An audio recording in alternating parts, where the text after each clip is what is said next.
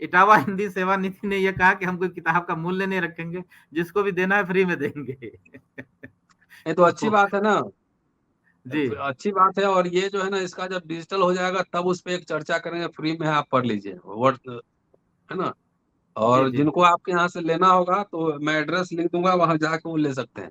आज एक गतिरोध है हिंदी के विकास में, एक भाषा के रूप में, विमर्श की भाषा के रूप में, ज्ञान की भाषा के रूप में। और जब तक कोई भाषा विमर्श की भाषा नहीं बनती है, ज्ञान की भाषा नहीं बनती है, और बौद्धिक आदान प्रदान की भाषा नहीं बनती है, बौद्धिक पेशों की भाषा नहीं बनती है, यानी कि डॉक्टर की भाषा, ये वकील की भाषा, इंजीनियर की भाषा, जब तक वो नहीं बनती है, तब तक शायद किसी भाषा का विकास ठीक से नहीं हो सकता है, और समाज का विकास भी कहीं ना कहीं कुंद रहेगा, क्योंकि बहुसंख्या तो हिंदी ही जानती है। 1990 के बाद हिंदी में फिर नए सिरे से कुछ हाल आता है, लेकिन वह हिंदी बाजार की शक्तियों के हवाले हो जाती है। और अब जो खतरा मंडरा रहा है, वह हिंदी के भाषा से एक डायलेक्ट में होने का खतरा मंडरा रहा है, कि हिंदी हिंदी बोलने वालों की संख्या तो बढ़ती जा रही है, हिंदी में रोजगार पाने वालों की संख्या तो बढ़ती जा रही है, लेकिन हिंदी एक भाषा के रूप में कहीं ना कहीं कमजोर पड़ती जा रही है। अब कोई भी जो अंग्रेजी जानता है भारतीय समाज में, हिंदी में लेख नहीं लिखना चाहता है, हिंदी में कहानी, कविता, उपन्यास नहीं लिखना चाहता है, हिंदी में काम नहीं करना चाहता है। हमारे वहाँ लॉ के फील्ड में तो हिंदी में काम करना संभव ही नहीं है। आज की तारीख में भी हम अगर सुप्रीम कोर्ट में चाहें कि हिंदी में कोई पिटीशन डाल दें, हिंदी में कोई बहस कर लें, तो यह असंभव है, क्योंकि वहाँ की ऑफिशियल लैंग्वेज ही अंग्रेजी है, हम हिंदी में कर ही नहीं सकते हैं। गांधी गुजराती भाषा वाले थे, उन्होंने हिंदी का समर्थन किया। सुभाष चंद्र बोस बंगला भाषा वाले थे, उन्होंने हिंदी का समर्थन किया। विवेकानंद ने हिंदी का समर्थन किया। स्वामी दयानंद सरस्वती हिंदी को आगे बढ़ा के लेके आते हैं। तो इस तरीके से हर कोई हिंदी को आगे बढ़ाने के लिए लेके आता है। कारण यह है कि हिंदी ही एक ऐसी संपर्क भाषा हो रही थी, ऐसी एक क्रांति की भाषा हो रही थी, या बदलाव की भाषा हो रही थी, जो भारतीय समाज को, या जिस भाषा से भारतीय समाज के एक बहुलांश को संबोधित किया जा सकता था।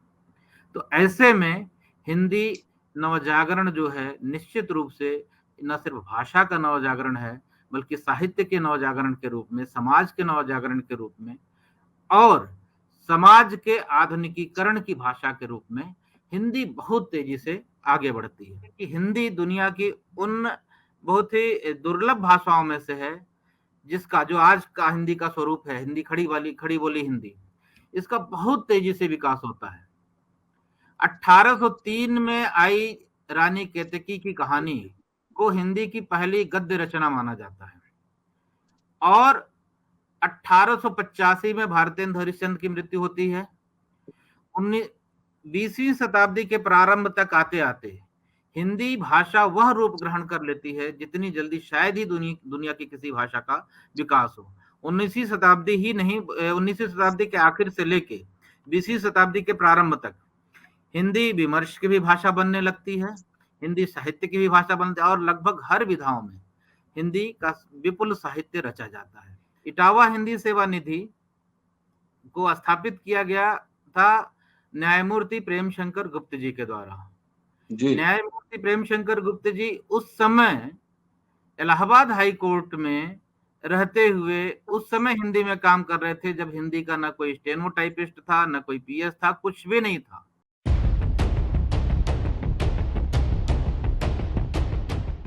अम्बेडकरनामा की खास पेशकश किताब पर चर्चा में आप सबका स्वागत है। दोस्तों, रतनलाल बोल रहा हूं और आप देख रहे हैं अम्बेडकरनामा। आजादी का दौर याद करें तो उस समय जितने बड़े बड़े लीडर थे, ज्यादातर उसमें से बैरिस्टर थे, और कुछ इतिहासकार, साहित्यकार भी थे, वकील होने के अलावा। शायद उस परंपरा में थोड़ी कमजोरी आई है। वकील का पेशा इतना स्पेशलाइज्ड हो गया है कि लोग सिर्फ एक जगह फोकस्ड रहते हैं। ऐसे समय में समय निकालकर किताब लिखना, आर्टिकल लिखना, किताब का संपादन करना एक वकील के लिए बहुत ही चुनौती भरा काम होता है। और इसी कड़ी में आपको मिलवा रहा हूँ राकेश कुमार गुप्त जी से। इलाहाबाद हाई कोर्ट में प्रैक्टिस करते हैं, और उन्होंने एक किताब संपादित भी की है, और इसमें इसका लेख भी है, हिंदी नवजागरण, कल, आज और कल। जो लोग साहित्य में रुचि रखते होंगे उन्हें ये पता होगा कि नवजागरण की अवधारणा बहुत ही कंटेस्टेड डोमेन रहा है, बहुत ही विमर्श विवाद उस पर रहा है कि आखिर नवजागरण है क्या और है तो किसके लिए, इसके क्या मायने हैं। इसलिए इस किताब के मूल को समझना क्या है बेहद जरूरी है। ये छपा है इटावा हिंदी सेवा निधि से, राकेश जी ने एडिट किया है और इसमें इनके लेख भी हैं और कई बड़े नामी गिरामी लोगों के लेख हैं। यह कारवां चलता रहे। दिलीप कुमार, हिंदी नवजागरण, कल आज और कल, राकेश कुमार खुद लिखे हैं इस लेख को। क्या हिंदी साहित्य विशाल हिंदी क्षेत्र में किसी नए नवजागरण का भाग बन सकता है? आलोक श्रीवास्तव। भगवान सिंह का लेख पुनर्जागरण पर बहस अधूरी। तमाम ऐसे लोग हैं। समकाल में पुनर्जागरण, चुनौतियां और संभावनाएं, विनोद शाही। और सांस्कृतिक प्रेरणा के विमुखीकरण की चुनौती, कपिल तिवारी। हिंदी और उसकी आधुनिकता विमर्शों के आईने में, अभय कुमार दुबे, प्रोफेसर अभय कुमार दुबे। और विष्णु प्रकाश मिश्र जी का लेख है नवजागरण, कल आज और कल। हितेंद्र पटेल हिस्टोरियन है, उनकी किताब का मैंने इस्तेमाल किया अपने पीएचडी थीसिस के दौरान। हिंदी नवजागरण और आज की चुनौतियां, तमाम इस तरह के लेख हैं। सुभाष चंद्र कुशवाहा जी हमारे मित्र हैं और लगातार अम्बेडकर नामा पर आप सुनते हैं उनको, उनकी भी किताब है, उनका भी लेख है हिंदी नवजागरण, कल आज और कल। सुभाष चंद्र कुशवाहा। इनिशियल इंट्रोडक्शन के बाद सीधे राकेश जी के पास चलता हूँ कि ये कैसे योजना बनी किताब लिखने की। जी राकेश जी, अब फ्लोर आपके पास। जी बिल्कुल बिल्कुल, धन्यवाद। और मैं ये कहना चाहूँगा कि ये किताब जो है, आपने एक चीज़ ध्यान दिया होगा, ये किताब समर्पित है प्रोफेसर लाल बहादुर वर्मा को, हाँ, जिन्होंने जी, और उनको कई रूपों में जाना जाता है, संपादक के रूप में, इतिहासकार के रूप में और तमाम सारे रूपों में जाना जाता है।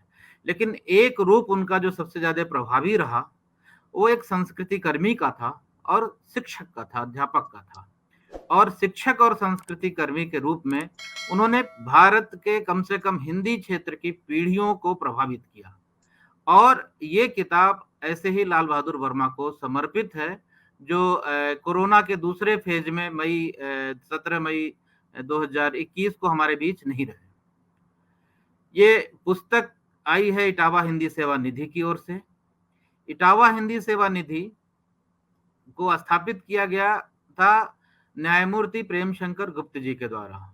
न्यायमूर्ति प्रेमशंकर गुप्त जी उस समय इलाहाबाद हाई कोर्ट में रहते हुए उस समय हिंदी में काम कर रहे थे, जब हिंदी का ना कोई स्टेनोटाइपिस्ट था, ना कोई पीएस था, कुछ भी नहीं था। और एक उनका संकल्प था कि हम हिंदी में ही काम करेंगे। और उस समय उन्होंने करीब 4,500 के आसपास जजमेंट किए।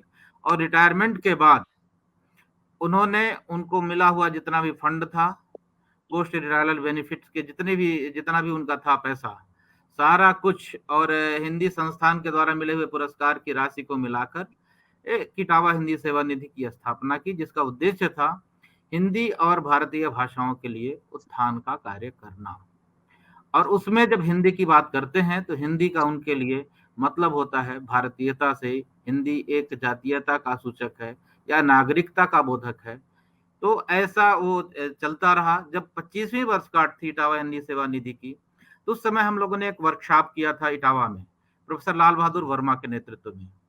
उस वर्कशॉप में प्रोफेसर वर्मा के अलावा आलोक श्रीवास्तव जी थे, विकास नारायण राय जी थे, डॉक्टर विनोद शाही थे, और भी कई लोग थे जो जो उसमें शामिल हुए। डॉक्टर एक चिकित्सक हैं जो एम्स भोपाल के फाउंडर वो रहे, डायरेक्टर रहे। तो डॉक्टर साहब जो है वो सर्जन हैं, वो भी उसमें थे, जिन्होंने हिंदी में चिकित्सा शास्त्र की किताबें लिखी हैं।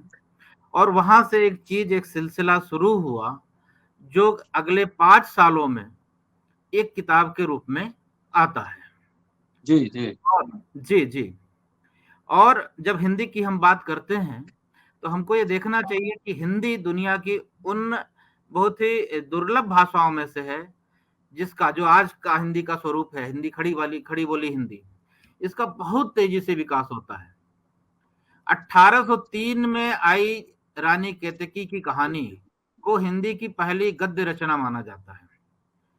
और 1885 में भारतेंदु हरिश्चंद्र की मृत्यु होती है। 20वीं शताब्दी के प्रारंभ तक आते आते हिंदी भाषा वह रूप ग्रहण कर लेती है जितनी जल्दी शायद ही दुनिया की किसी भाषा का विकास हो। 19वीं शताब्दी ही नहीं, 19वीं शताब्दी के आखिर से लेके 20वीं शताब्दी के प्रारंभ तक हिंदी विमर्श की भी भाषा बनने लगती है, हिंदी साहित्य की भी भाषा बनती है और लगभग हर विधाओं में हिंदी का विपुल साहित्य रचा जाता है। लेकिन इसके साथ एक बहुत ही खास बात है कि हिंदी और भारतीय स्वतंत्रता आंदोलन दोनों की एक दूसरे के साथ अन्योन्याश्रितता थी। हिंदी और भारत का एक नए भारत का जन्म, नवजागरण जो भारतीय जनमानस को झकझोर रहा था, एक आधुनिक भारत की ओर ले जाने का प्रयास कर रहा था, वह भी यात्रा हिंदी के ही साथ हो रही थी। इसी वजह से हिंदी का वह विकास जो है बहुत तेजी से हुआ और हम आके देखते हैं कि 1920-25 में वो अज्ञेय की हिंदी बनती है, जयशंकर प्रसाद जिस हिंदी को लिखते हैं, निराला और दूसरे तमाम सारे ऐसे हिंदी में वो आते हैं, प्रेमचंद। तो हिंदी इतनी समर्थ भाषा बन चुकी है, लेकिन इसका सबसे बड़ा कारण यह है कि दो चीजों, एक तो हिंदी उस बीच में सामाजिक परिवर्तन की भाषा बनती है, हिंदी भारत में सांस्कृतिक नवजागरण की भाषा बनती है और हिंदी स्वतंत्रता आंदोलन के नेतृत्व की भाषा बनती है। और यह अनायास नहीं है कि तमाम जो हमारे स्वतंत्रता आंदोलन के नायक थे और हमारे सांस्कृतिक जागरण के जो अग्रदूत थे, उनमें सबने गैर हिंदी भाषी होते हुए भी हिंदी भाषा का उन लोगों ने समर्थन किया। गांधी गुजराती भाषा वाले थे, उन्होंने हिंदी का समर्थन किया। सुभाष चंद्र बोस बंगला भाषा वाले थे, उन्होंने हिंदी का समर्थन किया। विवेकानंद ने हिंदी का समर्थन किया। स्वामी दयानंद सरस्वती हिंदी को आगे बढ़ा के लेके आते हैं। तो इस तरीके से हर कोई हिंदी को आगे बढ़ाने के लिए लेके आता है। कारण यह है कि हिंदी ही एक ऐसी संपर्क भाषा हो रही थी, ऐसी एक क्रांति की भाषा हो रही थी या बदलाव की भाषा हो रही थी, जो भारतीय समाज को या जिस भाषा से भारतीय समाज के एक बहुलांश को संबोधित किया जा सकता था। तो ऐसे में हिंदी नवजागरण जो है निश्चित रूप से न सिर्फ भाषा का नवजागरण है, बल्कि साहित्य के नवजागरण के रूप में, समाज के नवजागरण के रूप में और समाज के आधुनिकीकरण की भाषा के रूप में हिंदी बहुत तेजी से आगे बढ़ती है। लेकिन जैसे ही हमारा देश आजाद होता है, उसके बाद उसका हमारे हिंदी के लिए काम करने वाले एक हिस्सा ऐसा है जो कोई सरकारी सहायता, जैसे अम्बेडकर नामा भी है, कोई सरकारी सहायता नहीं, इस नाते इसमें ऊर्जस्विता भी है, ओज भी है, एक धार भी है। वह हिंदी उसी धार को लेके आगे बढ़ती है जिस हिंदी का वो हिस्सा जो किसी तरह के किसी सरकारी संरक्षण में नहीं था। लेकिन जिस हद तक सरकारी संरक्षण मिला, तो हिंदी को धन की संपन्नता तो आई, लेकिन उसकी धार कुंद होती गई। एक तीसरा चरण आता है 1990 के बाद का।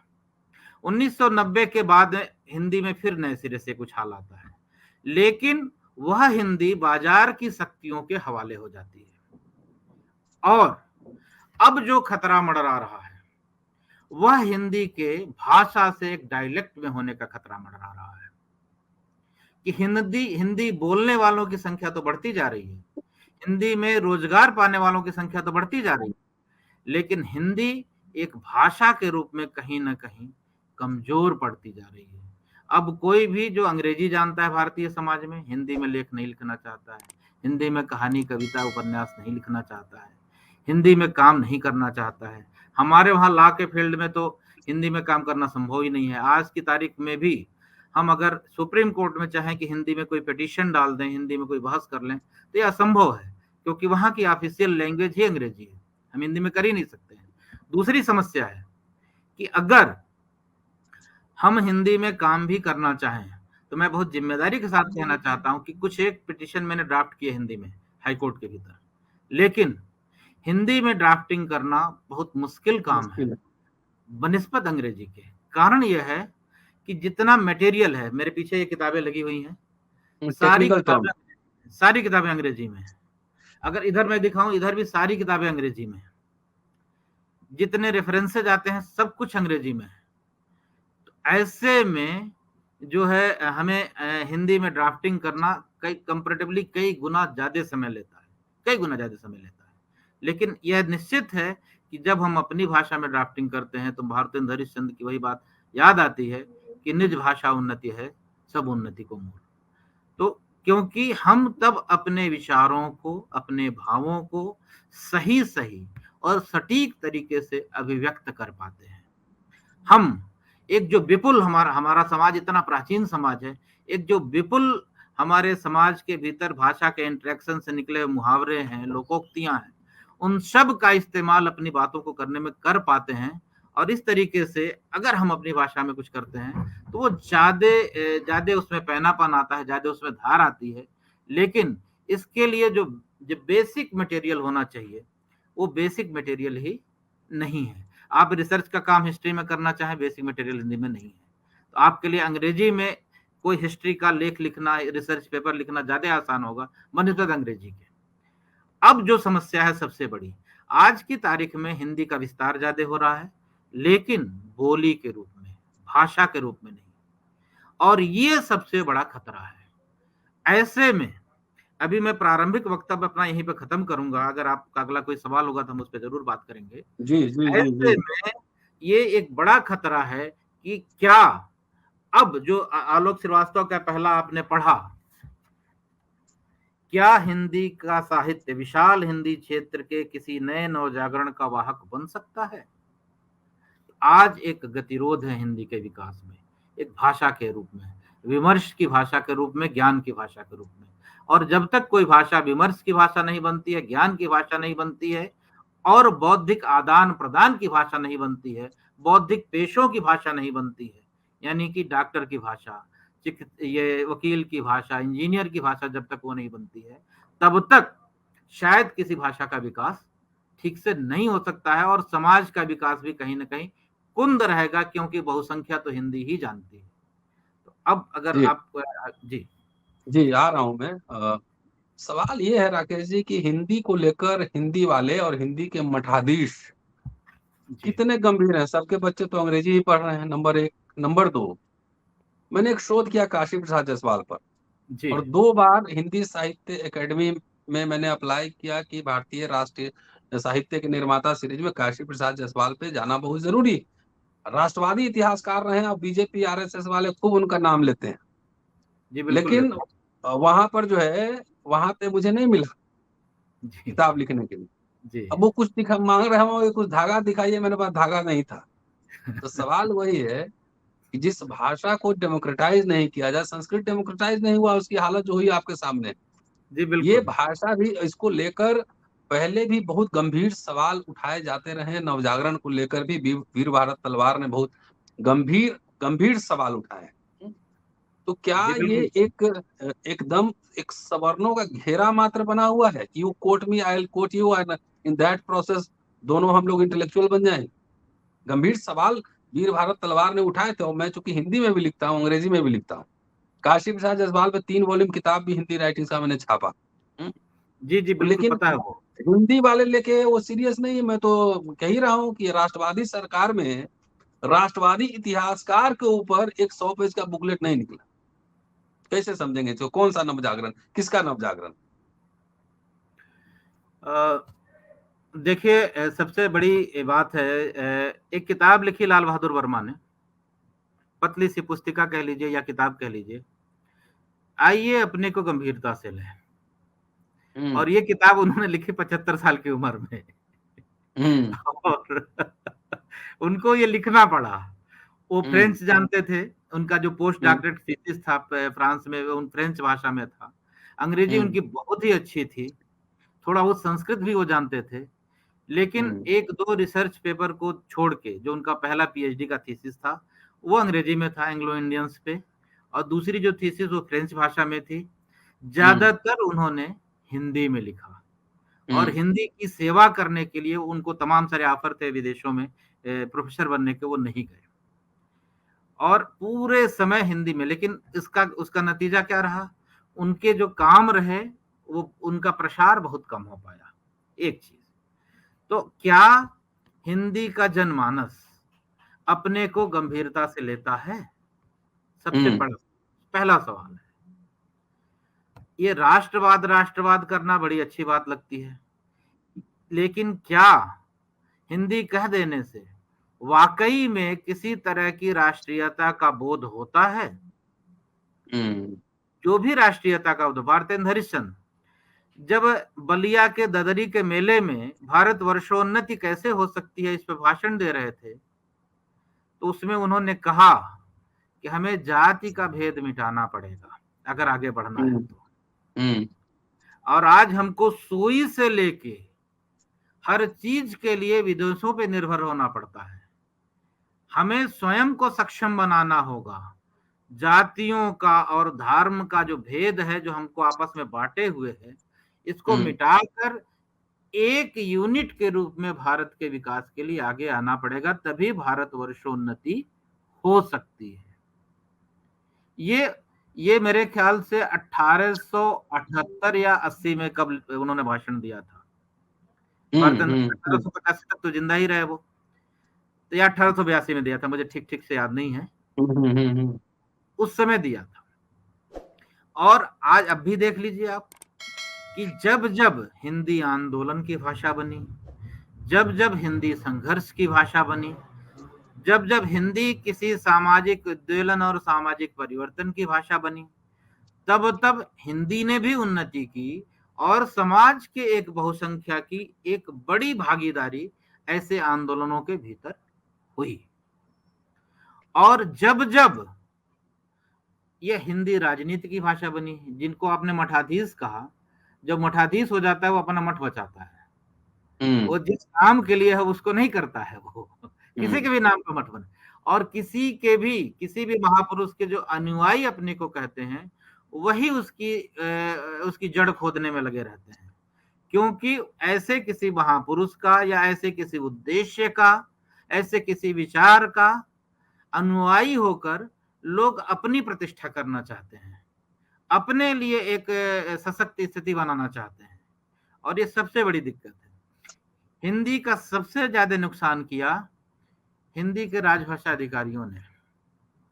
राजभाषा, जब हिंदी को राजभाषा बनाया गया तो हिंदी की राजभाषा के रूप में हर जगह, हर विभाग में राजभाषा का अधिकारी का पद, हर साल आने वाला एक फंड, उस फंड का क्या होता रहा, जितना अनुवाद हुआ, मैं ला का बता सकता हूं कि सब कृत्रिम अनुवाद है, मरा हुआ अनुवाद है। और भाषा की मूल विशेषता जीवंतता की होती है। भाषा में ये भी लेकिन अपने जातीय और वर्गीय जो धुरी है ना, जो बंधन है, उससे बाहर नहीं निकल पा रहा है। बिल्कुल नहीं निकल पा रहा है, बिल्कुल ही नहीं निकल पा रहा है। दिक्कत तो यही है ना जी, क्योंकि जब आप छुआछूत अपनाएंगे, चाहे विचारों में, चाहे भाषा के स्तर पर, चाहे जीवन के स्तर पर, तब आपके आगे बढ़ने की संभावनाएं कमतर हो जाएंगी। तब आप मैक्सिमम जो वो होते हैं, क्या नाम है, प्रतिभाएं होती हैं, जो सर्वोत्तम कहीं से निकाला जा सकता है, वो आप नहीं निकाल सकते हैं। हिंदी भाषा स्वयं में एक छुआछूत का शिकार रही है, छुआछूत किया है। आपको याद होगा कि बनारस में एक बहस चल रही थी हिंदी के प्रारंभिक विकास के काल में कि हिंदी कैसी लिखी जाए, हिंदी का जो शब्द संसार होगा, शब्द भंडार होगा, वो कैसे बनेगा। तो किसी का यह कहना था कि संस्कृत निष्ठ हिंदी होनी चाहिए, किसी का कुछ और कहना था। अंग्रेजी भाषा का विकास क्यों हुआ? अंग्रेजी में मूलतः कितने शब्द थे? अंग्रेजी भाषा जब चली थी, अपने मातृ स्थल से जब चली थी, तो शायद कुछ हजार शब्द थे अंग्रेजी भाषा में। छोटा सा तो इंग्लैंड था। कितने शब्द रहे होंगे? हिंदी भाषा का भी विकास तभी होगा जब अंग्रेजी की ही तरह से वह पूरी दुनिया के विभिन्न भाषाओं में जो शब्द उसके संपर्क में आते हैं, उन शब्दों को वो अपना शब्द बनाए। जब मैंने हाईकोर्ट में एक आध पिटीशन लिखा, तो बिना किसी संकोच के मैंने फ्रीक्वेंटली भोजपुरी के भी शब्दों को इस्तेमाल किया। मैंने फ्रीक्वेंटली दूसरी भाषा के भी शब्दों को देवनागरी लिपि में लिखकर इस्तेमाल किया। मुझे लगता है कि जब तक हिंदी का शब्द संसार नहीं बढ़ेगा, तब तक हिंदी का विकास नहीं होगा। यानी कि हिंदी अपने पैर पे तब खड़ी होगी। यानी कि कुछ भी कहने में, कोई भी भाव और कोई भी विचार, जो आधुनिक विचार है, वो ज्यादा जटिल है और पुराने फ्रेमवर्क में, पुराने शब्दों के घेरे में उसको हम नहीं कह सकते हैं, कहना संभव ही नहीं है। जो हमारे आज के भाव हैं वो भी जब बहुत जटिल हुए हैं, पुराने शब्दों के उसमें घेरे के भीतर हम उसको कह नहीं सकते हैं। एक और बात, हिंदी का इतना व्यापक क्षेत्र है, भोजपुरी, अवधी, मगही, मैथिली, नेपाली, ये तमाम सारी जो भाषाएं हैं, और इनमें स्थानीय जो बुंदेली, ये तब इतनी इतनी जो है, इतने डायलेक्ट्स हैं, उन सब के शब्दों को हम जब तक अंगीकार नहीं करेंगे, अंग्रेजी, पश्तो जो भी हमारे समाज में प्रचलित हैं, उर्दू तो हिंदी ही है, फारसी, तमाम जो शब्द प्रचलित हैं, जब तक हम उनको अंगीकार नहीं करेंगे, तब तक हम आज के समय में जो विचार आ रहे हैं, आज के समय में हमारे जो मनोभाव हो रहे हैं, उनको हम व्यक्त ही नहीं कर सकते हैं। यानी कि छुआछूत, अस्पृश्यता का त्याग करना पड़ेगा हिंदी को, पहली बात। दूसरी बात, अंग्रेजी की एक और खासियत है, दुनिया में कोई भी अच्छी किताब किसी भी भाषा में छपे, 2 महीने के भीतर उसका अनुवाद अंग्रेजी में, अच्छा अनुवाद आ जाता है। ये जो अभी एक बुकर पुरस्कार मिला है, हिंदी की किताब है, उसके अंग्रेजी अनुवाद, यानी कि अंग्रेजी अनुवाद की क्वालिटी क्या रही होगी, हम हिंदी अनुवाद में क्या क्वालिटी ला पा रहे हैं। दुनिया का जो रेत समाधि पे मिला था ना, रेत समाधि पे, जी बिल्कुल, रेत समाधि पे हिंदी की किताब है मूलतः, लेकिन कहीं न कहीं उसका जो अंग्रेजी अनुवाद हुआ होगा वो बहुत ही उच्च कोटि का हुआ होगा ना, तभी तो मिला, नहीं तो नहीं कंसीडर किया जाता। और क्या हिंदी भाषा, अगर सिर्फ हमको हिंदी आती है, तो क्या दुनिया में जितना विपुल ज्ञान है, उस ज्ञान तक हमारी पहुंच है? इसका उत्तर है नहीं। इसके लिए हमने कितना काम किया, सिर्फ फंड जुटा लेना, जो असली काम करने वाला है उसको जो है सेटिंग से नौकरी ले लेना, फंड जुटा लेना, यही सब चलता है। और यही सब हो रहा है, करना, समोसा पेड़ा खा के गोष्ठी कर लेना। तो अगर ठीक है राकेश जी, ये किताब अमेजन पे अवेलेबल है?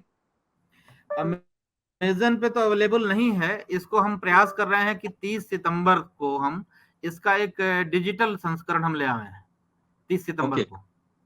जी जी, तो वो हमको लगता है सबको अवेलेबल हो जाएगी। इस किताब का आपने देखा होगा कोई मूल्य नहीं है, हमने कोई मूल्य नहीं रखा है। इसमें कोई, वही मैं देख रहा था, कोई प्राइस नहीं है। हाँ, कोई तो प्राइस नहीं है उसका। इटावा हिंदी सेवा नीति ने यह कहा कि हम कोई किताब का मूल्य नहीं रखेंगे, जिसको भी देना है फ्री में देंगे। ये तो अच्छी बात है ना, जी अच्छी बात है। और ये जो है ना, इसका जब डिजिटल हो जाएगा तब उस पर एक चर्चा करेंगे, फ्री में आप पढ़ लीजिए, वर्ड है ना। और जी जिनको आपके यहाँ से लेना होगा तो मैं एड्रेस लिख दूंगा, वहां जाके वो ले सकते हैं। जी जी बिल्कुल जी, शुक्रिया राकेश जी। और फिर आपसे चर्चा होगी कि और से बहुत सारे इश्यूज पर, और इसके अलावा वकील हैं, आप लॉयर हैं, तो उत्तर प्रदेश के समसामयिक जो मुद्दे हैं उस पर भी आपसे चर्चा होती रहेगी। शुक्रिया आपका, शुक्रिया, थैंक यू।